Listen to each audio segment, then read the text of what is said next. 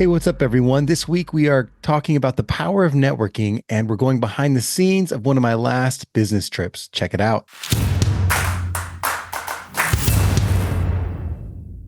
Hey, what's up? Welcome to Brands on Brands. I'm Brandon Birkmeyer, your personal branding coach. And today we are talking about the power of business networking, the power of building relationships. And we're going behind the scenes of one of my last business trips. And this was inspired because I've been thinking about how I can share more of the lessons of personal branding through some of my real life stories and encounters. And I happen to have just taken a trip to Washington, D.C. for a conference called Podcast Movement, where a lot of podcasters come together to talk about what's going on in the industry, how to make their podcasts better, how to get promotions and sponsorships and that type of thing. And I've been going to podcast conferences pretty much since I started podcasting. And when I started to go to these conferences, it was because I was looking to build relationships with other podcasters so that I could get better at the craft of podcasting. I also had a mentor in the space who was going to a podcast conference who invited me and introduced me to the conference. So I knew someone there and I wasn't just going alone. And I bring up this topic today because networking in general, building relationships in general, is, I think, a daunting task for a lot of people, especially people who are building something new, people who are putting themselves out there after being in a corporate environment for a long time, entrepreneurs, or even people still in the corporate space. Networking can be a daunting task because it doesn't naturally tap into the authentic way we interact with people, right? You're throwing people into a place without the common ground that you normally have in relationships. And you have to build that common ground through the event. And in my book, Front and Center Leadership, one of the three pillars of my personal branding framework is building community. And one of the major steps I call seek out purposeful places to participate. And what I mean is find places where you can meet people and build relationships. And one of the types of places we talk about, and I really love to lean into, are places where you are going to not just meet people, but you're going to learn something. You're going to get better at your craft.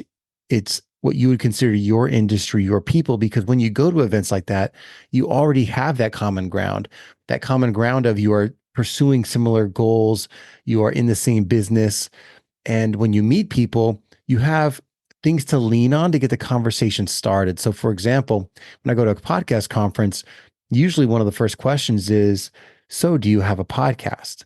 Or what's your podcast about? And that kind of warms people up because they get to talk about something they're passionate about. And you can dive into, oh, that's an interesting podcast. What made you want to start that? Or how did you get into that? And have you had any interesting guests or interesting stories from the show? So naturally, you have things to build on when building conversation. Now, again, I've been doing this for a long time. So going to these conferences now has become less and less awkward. I still have that common ground, but also I now know people that are going to these conferences regularly. So not only do I have the comfort of a common knowledge, but I have the comfort of seeing someone and getting to say hello to them and rekindle a relationship that maybe I might only see them once or twice a year because of conferences, but I get to check in and see how they're doing. And they get to introduce me to other people and vice versa. So as I'm wandering the halls, I'll see someone I know and they're usually talking to someone. So I can walk up to the group, say hello to my friend, and they'll introduce me to the people they're talking to. So now I don't just have to break the ice every time I start a conversation. I have other people introducing me, and it makes the relationship building A, much faster, but B, less awkward because I have someone who's introducing me and being that icebreaker, if you will. So I'm a big fan of picking a place to go where you will start to get to know the people who go to these things and the relationships then, because, there might be 1,000 people at a conference and maybe you meet 20 or 30 of them. And then the next time you go, it happens much faster. And then you start to know more and more people. And I think that's very powerful. Now, when I went to Podcast Movement, I definitely saw some people I knew and got to check in and tell them about, hey, I have this new book. That's the project I've been working on this year. And it was really nice to have a supportive community of people that said, oh, I'd love to see that, or I'd be happy to buy one. What can I do to support you? And, I packed, 20, 30 books with me and I'd carry them around in my backpack and I'd pop them out for people I knew or people who talk, how it came up naturally in conversation. And I'd offer them to them. And some people, they'd ask for an autograph, which is always a little awkward and funny because, signing a book feels funny when you're doing it for the first time. But I signed some books and gave those to people and friends. And when they asked if there's anything I could do to support the book, I said, well, if you like the book, I'm looking to build up my reviews right now for the book. So if you would be interested in going to Kindle and spending $10 on the Kindle version of the book and then leaving a rating and review for the book, an honest rating review, obviously, that would be super helpful. And more than half the time, people were very obviously happy to do that. And the other half of the time, I didn't even mention it. I just said, hey, if you're interested, here's the book. And that support, I think, is huge because when you're building a project like this, like a book, or you're starting a show, or you're putting yourself out there for the first time, it's not often that you find it easy to ask for support for your projects. And it's funny because when you start something new, your closest family, they're cheering for you, but they don't always know how important it is to, purchase that thing that you are putting out there for $10 or to leave a rating, leave a review. And those things go a long way. So finding those things, a lot of it's one-on-one, hand-to-hand, shaking hands and asking people for those things. So an event is a great place to do that. And I found a lot of people willing to leave reviews and support me and even tell other people about the book and ask an offer to take a picture with the book and tell their audiences about the book via posting on social media. So a lot of support just because I was there one-on-one meeting people. And I'd also say there's a lot of impact in meeting new people. When I was meeting people for the first time, at some point in the conversation, it might come up that, oh yeah, well, I just released a new book. That's what's been going on with me lately. And that drives curiosity and interest in what I do. And it helped, make a lot of new friends. And what's funny is it's easy to forget how you can support other people when you're at these things. And for me, because I knew more people at this event than someone who was brand new, I remember introducing myself to someone and saying, well, are you going to the events tonight? There's like networking after parties and things like that.